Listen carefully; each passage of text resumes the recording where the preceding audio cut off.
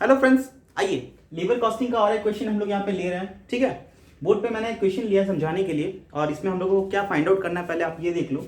यहाँ पे हम लोगों को फाइंड आउट करना है the earnings of the worker number 1 under straight piece rate, number 2 under Taylor's differential piece rate. Straight piece rate में वर्कर का कितना वेजेस आ रहा है and Taylor's differential piece rate के हिसाब से worker A and worker B का कितना वेजेस आ रहा है, कितना अर्निंग्स आ रहा है, वो हम लोगों को निकालना है यहाँ पे। ठीक है, तो ये डेटा को देख करके आप लोगों को थोड़ा क्या इंटरप्रीट करना है, पहले आप देखो।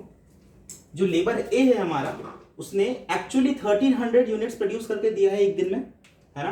एंड लेबर बी ने यहाँ पे 1500 यूनिट्स प्रोड्यूस करके दिया है एक दिन में। अब यहाँ पे हम लोगों को एजम्पशन लेने के लिए बोल रहा है क्वेश्चन कि assume 1 day is equal to 8 hours, that means labour A has produced 1300 units in 8 hours and labour B has produced 1500 units in how many hours, 8 hours, right. तो 8-8 घंटे में इन्होंने 1300 यूनिट, इसने 1500 यूनिट प्रोड्यूस करके दिया है। अब हम लोगों को बोला गया फर्दर इंफॉर्मेशन में normal rate per hour is 180 rupees, मतलब एक घंटे अगर एक वर्कर काम करता है तो जो उसे 180 रुपीज का पेमेंट होगा।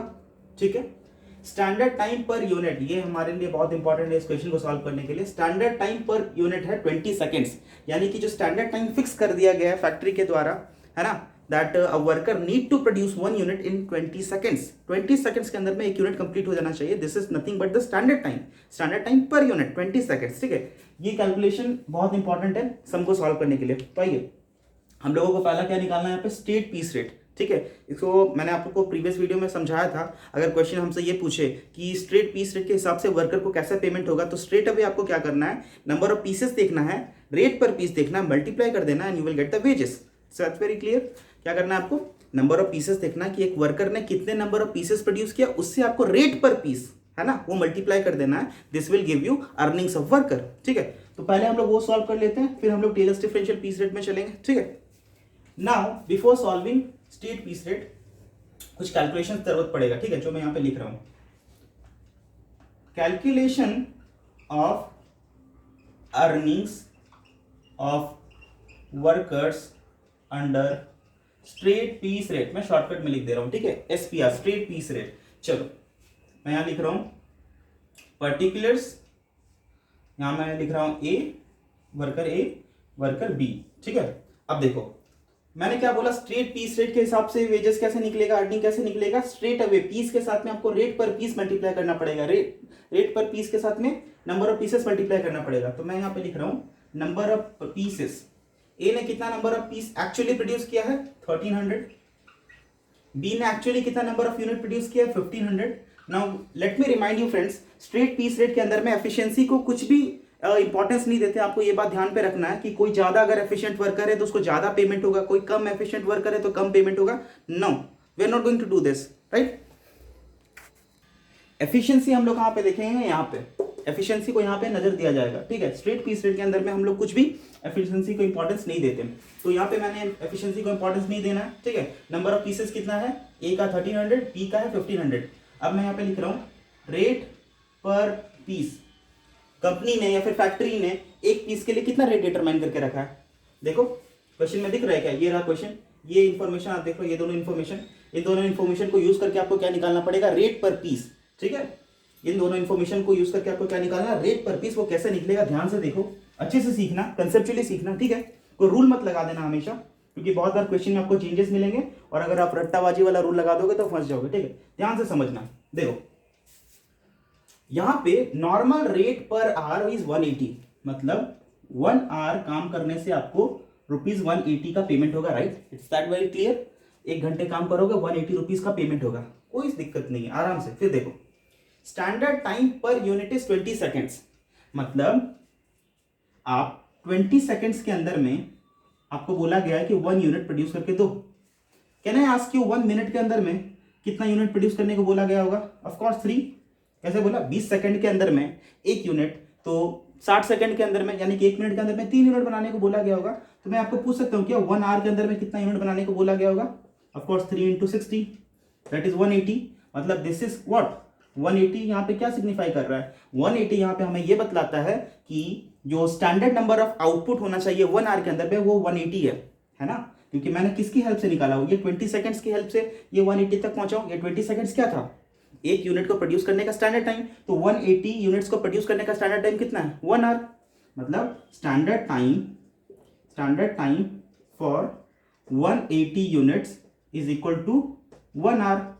ठीक है, ये वाला लाइन अगर आप समझ गए हो तो आप फर्दर कैलकुलेशन आराम से समझ सकते हो। देखो मेरे पास थोड़ा सा स्पेस की कमी है तो मैं इसे रब कर देता हूँ यहाँ पे। ठीक है, मैं इसे यहाँ पे रब करके थोड़ा सा स्पेस निकालने की कोशिश कर रहा हूँ। या देखो फ्रेंड्स, ऊपर लिख रहा हूँ मैं स्टैंडर्ड टाइम फॉर 180 यूनिट्स कितना निकल गया आपका? 1 आवर। ठीक है, तो मैं बोलता हूँ अगर 1 घंटे में 180 रुपीज़ का पेमेंट होता है, जो कि ये है ना, कंपनी ने डिसाइड किया कि 180 रुपीज़ का पेमेंट होगा 1 घंटे में, तो मुझे बताओ 1 आवर में आप नंबर ऑफ यूनिट कितना प्रोड्यूस कर देते हो? 180। देयरफॉर रेट पर पीस कितना आ जाएगा? Divide by 180 equal to ₹1। ₹1 क्या बताता है यहाँ पे? ₹1 का मतलब है it is nothing but the piece rate per unit. ठीक है, तो रेट पर पीस कितना आ गया? 1, यहाँ पे 1। ठीक है, तो यहाँ पे वेजेस कितना आ जाएगा? वेजेस कह लो, और यहाँ पे अर्निंग्स भी बोलोगे तो चल जाएगा। ठीक है, दैट इज पीस के साथ में आप रेट को मल्टीप्लाई कर दो 1300, यहाँ पे 1500। ठीक है फ्रेंड्स, तो स्ट्रेट पीस रेट सिस्टम के अंदर में वर्कर ए को 1300 का पेमेंट होगा एंड वर्कर बी को 1500 का पेमेंट होगा। बस ये कैलकुलेशन आपको अच्छे से सीखना था। मैंने क्या किया एक बार और आपको समझा देता हूँ। देखो मैंने बोला कि 1 घंटे के अंदर में 180 रुपीज का पेमेंट होगा। ठीक है, कूल, उसको साइड करो। अब देखो एक यूनिट को बनाने के लिए 20 सेकंड्स अलाउ किया गया, that is nothing but the standard time. मैंने बोला टोटल अगर आप 20 सेकंड्स के अंदर में 1 यूनिट बनाते हो तो 1 मिनट के अंदर में कितना यूनिट बनाते हो? 3। मैंने बोला 1 आवर के अंदर में how many units can you make? मैंने बोला 180। ठीक है, तो 1 आवर के अंदर में स्टैंडर्ड आउटपुट कितना है? 180 यूनिट्स। ठीक है, मैंने बोला अगर आपको 1 आवर के अंदर में 180 रुपीज का पेमेंट होगा और 1 आवर के अंदर में आप 180 यूनिट्स भी प्रोड्यूस कर लेते हो, दैट मीन्स रेट पर पीस कितना आएगा? एक पीस के लिए आपको 1 घंटे में कितना मिल रहा है? नथिंग, ₹1। ठीक है, वही तो ये निकला है। ठीक है, अब चलो फ्रेंड्स, हमारा स्ट्रेट पीस रेट के हिसाब से हमारा कैलकुलेशन यहाँ पे हो चुका है। अब हम लोग निकालेंगे टेलर्स डिफरेंशियल पीस रेट के हिसाब से। ठीक है, मैं इसे यहाँ पे इरेज कर रहा हूँ। आई होप आप लोगों ने इसको लिख लिया होगा, कैलकुलेशन नोट डाउन कर लिया होगा। ठीक है, अब हम यहाँ पे इसे रब करके प्रोसीड करते हैं। अगर आपने नहीं लिखा हो तो वीडियो को पॉज कर लेना। ठीक है, चलो मैं यहाँ पे लिख रहा हूँ second calculation of earnings under Taylor's differential piece rate. ठीक है, टेलर्स डिफरेंशियल पीस रेट के हिसाब से आपको वेज पेमेंट करना है। तो फ्रेंड्स थोड़ा सा मैं आपको रिमाइंड करा दूं कि टेलर यानी कि FW Taylor, father of scientific management, ने क्या बोला था। देखो फादर ऑफ साइंटिफिक मैनेजमेंट का एक ही सिंपल फंडा था। उन्होंने बोला कि जो भी एफिशिएंट वर्कर है ना उनको आप रिवॉर्ड दो। क्या बोला मैंने? मैंने नहीं बोला था, सॉरी FW टेलर ने बोला। ये उन्होंने बोला है कि जो भी एफिशिएंट वर्कर है ना उनको आप रिवॉर्ड करो, क्योंकि वो एफिशिएंसी है उनकी एफिशिएंसी बहुत हाई है कंपैरेटिवली, तो उनको आप थोड़ा सा रिवॉर्ड करो। लेकिन जो इनएफिशिएंट वर्कर है उनको आप पिनलाइज करो। अब मेरा क्वेश्चन आपसे ये कि आप कैसे पिनलाइज करोगे इनएफिशिएंट वर्कर को? मार पीट कराई, जूता उता मारोगे अपने वर्कर को? नहीं यार, ऐसे नहीं करना, ऐसा नहीं करना। अपने वर्कर्स को हम लोग मारपीट तो नहीं सकते। कैसे पिनलाइज करेंगे? उनका वेज में रिडक्शन करके उनको कम वेज पेमेंट करेंगे। ठीक है, तो इस वजह से वो उनको पिनलाइज हो जाएगा। तो लेकिन हाँ, मैं यहाँ पे एक ड्रॉबैक समझता हूँ, क्योंकि आज के डेट में आप समझ लो पैसा बहुत बड़ा मोटिवेशन होता है काम करने के लिए। अगर वर्कर का आप वेज में रिडक्शन कर देते हो, ठीक है, ये सोच के कि वो इनएफिशिएंट है और उसको हम लोग को पिनलाइज करना है, तो कहीं उसकी एफिशिएंसी और ना गिर जाए। ठीक है, लेकिन खैर हम लोग कैलकुलेशन एकेडमी के लिए हम लोग यही सीखेंगे जो FW टेलर ने बोला। FW टेलर ने बोला कि एफिशिएंट वर्कर को आप लोग रिवॉर्ड करो। कैसे रिवॉर्ड करोगे? Simply 120% of piece rate payment करके। ठीक है, इनएफिशिएंट वर्कर को आप पिनलाइज करो। कैसे पिनलाइज करोगे? 80% ऑफ पीस रेट का पेमेंट करके। Simple, very cool. ठीक है, उसी चीज को यहाँ पे हम लोगों को अप्लाई करना है। आओ देखते हैं। तो सबसे पहली बात, वर्कर ए वर्कर बी का जब भी आप लोगों को अर्निंग्स निकालना है ना Taylor's differential piece rate system के अंदर में, पहले तो आपको जानना पड़ेगा कि दोनों में से कौन एफिशिएंट है कौन एफिशिएंट नहीं है। ठीक है, तो हम लोग एफिशिएंसी पहले चेक कर लेते हैं। ठीक है, अब तो एफिशिएंसी कैसे चेक कर सकते हो? एफिशिएंसी भी आप 2 तरीके से चेक कर सकते हो। एक तो आप लोग टाइम को बेसिस लेकर के, है ना, टाइम को बेसिस लेकर के आप लोग एफिशिएंसी को चेकअप कर सकते हो, या फिर आप लोग प्रोडक्शन एक्चुअल जो आउटपुट है उसको चेक कर सकते हो कि वो एफिशिएंट है कि नहीं है। ठीक है, तो और देखते हैं यहाँ पे आउटपुट दिया गया है ना, तो आउटपुट के हिसाब से हम लोग ये निकालने की कोशिश करते हैं कि वर्कर ए वर्कर बी कौन एफिशिएंट है, अगर है भी तो वो कितना एफिशिएंट है। ठीक है, अब यहाँ पे मैं लिख रहा हूँ कैलकुलेशन ऑफ एफिशिएंसी रेशियो निकाल दे रहा हूँ। ठीक है, कैलकुलेशन ऑफ एफिशिएंसी रेशियो कैसे निकलेगा? देखो पहले तो मैं लिखता हूँ यहाँ पे एक्चुअल आउटपुट ए का बी का, ए का एक्चुअल आउटपुट कितना है फ्रेंड्स 1300, राइट। बी का एक्चुअल आउटपुट कितना है 1500। अब मैं ए का स्टैंडर्ड आउटपुट बी का स्टैंडर्ड आउटपुट ऑफ कोर्स वो सेम ही होगा, ठीक है, वो निकालना है। कैसे स्टैंडर्ड आउटपुट निकलता है, देखो मैंने आपको बोला अभी अभी निकाला था ना कि 1 आवर के अंदर में आपको स्टैंडर्ड आउटपुट कितना मीट करना है 180 यूनिट्स, मतलब 1 आवर के अंदर में 180 यूनिट्स प्रोड्यूस करना है। और अभी क्वेश्चन मुझे बोलता है कि 1 day is equal to 8 hour, मतलब इन्होंने जो भी प्रोडक्शन किया है, ए और बी ने जो भी प्रोडक्शन किया है वो 8 आवर्स में प्रोडक्शन किया है। तो मैं ये निकालता हूं कि 8 आवर्स के अंदर में स्टैंडर्ड आउटपुट कितना होना चाहिए था। इससे मैं क्या कर पाऊंगा, कंपेयर कर पाऊंगा। आई थिंक इट्स 1440, ठीक है, let's calculate with the calculator.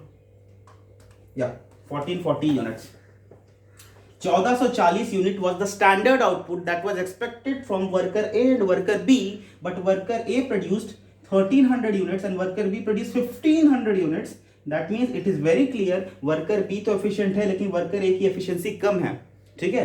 तो efficiency कम है ना, मतलब मैं बोलता हूँ कि अगर 100 टारगेट था, अगर 100 was the efficiency point, कि अगर 100% अगर आपकी efficiency ratio तो आप efficient हो, 100 से कम तो आप inefficient हो, ठीक है।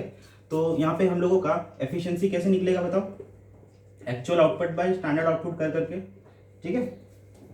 एक्चुअल आउटपुट रखने वाले बच्चे यहाँ पे रट लेंगे कि actual output by standard output करने से एफिशिएंसी आ जाता है, ठीक है। लेकिन जिनको समझना है तो वो ये समझो कि भैया आपको टारगेट दिया गया था कि 1440 यूनिट प्रोड्यूस करके दो, लेकिन आप लोगों ने 1300 यूनिट ही प्रोड्यूस किया, तो ऑब्वियसली आपकी जो एफिशिएंसी होगी 100 से कम होगी।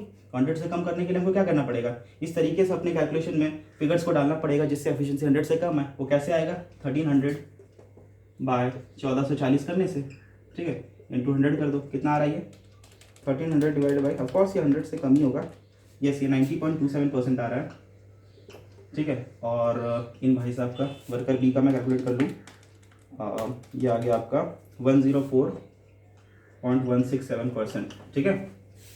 तो फ्रेंड्स यहाँ पे मुझे ये क्लियर दिख रहा है। अच्छा एक क्वेश्चन आपसे मेरा एक क्वेश्चन आपसे ये है कि कब आप बोलोगे, कोई बेंचमार्क है क्या, कोई बेंचमार्क है क्या, कब बोलोगे कि एक वर्कर एफिशिएंट है और एक वर्कर इनएफिशिएंट है, कब बोलोगे।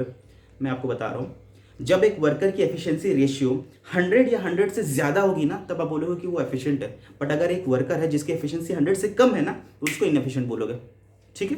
टेलर ने बोला जो वर्कर जिसकी एफिशिएंसी 100 से कम है ना उसको इनएफिशिएंट मानो और उसको 80% ऑफ पीस रेट से पेमेंट करो, लेकिन वो वर्कर जिसकी एफिशिएंसी डॉट 100% है या 100% से ज़्यादा है उसको 120% ऑफ पीस रेट से पेमेंट करो, ठीक है। इसकी एफिशिएंसी कितनी है 104 point something, that means he is efficient as per Taylor, तो इसको 120% ऑफ पीस रेट से पेमेंट होगा। लेकिन ए की एफिशिएंसी रेशियो कितनी 90.27, दैट मीन्स ये 100 से कम है, इसको 80% ऑफ पीस रेट से पेमेंट होगा, ठीक है।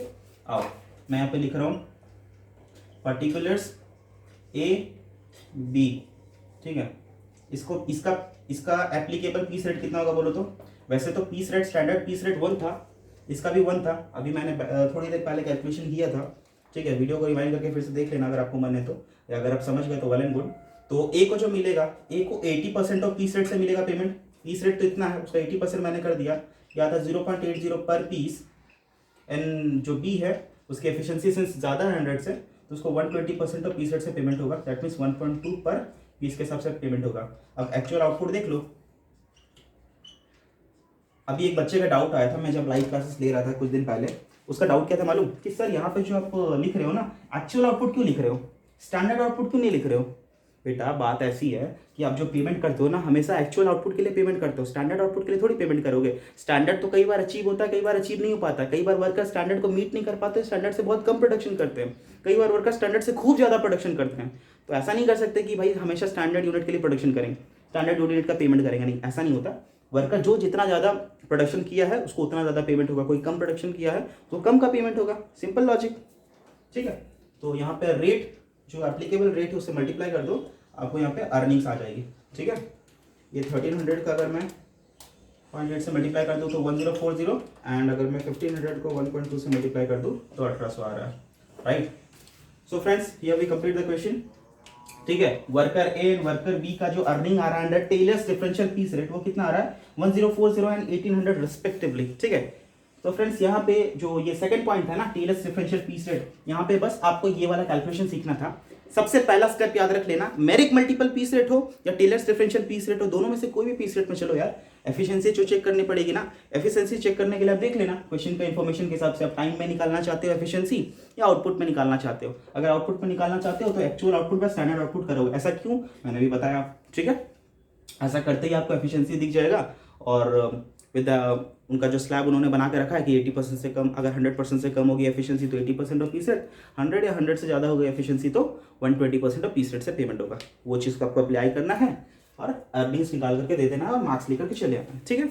सो फ्रेंड्स यहाँ पे हम लोग क्वेश्चन को कंप्लीट करते हैं। आई होप आपको क्वेश्चन समझ आया होगा। अगर समझ आया तो लाइक किए बिना मत जाना, सब्सक्राइब कर लेना मेरे चैनल को, बेल आइकन को हिट कर लेना, अपने फ्रेंड्स लोगों को बताना कि यहाँ पे कोई चैनल है जो हम लोगों को बहुत अच्छा कॉन्सेप्ट प्रोवाइड करा जा रहा है। फ्री के वीडियो है यार, क्या ही जाता है, आप भी देखो, मजे लो, कॉन्सेप्ट को सीखो, फ्रेंड लोगों को बताओ जो नहीं जानते कॉन्सेप्ट के बारे में, जिनको तकलीफ है इस क्वेश्चन को सॉल्व करने में, तो उनको ये वीडियो दिखाओ, ये आपकी रिस्पॉन्सिबिलिटी है, ठीक है।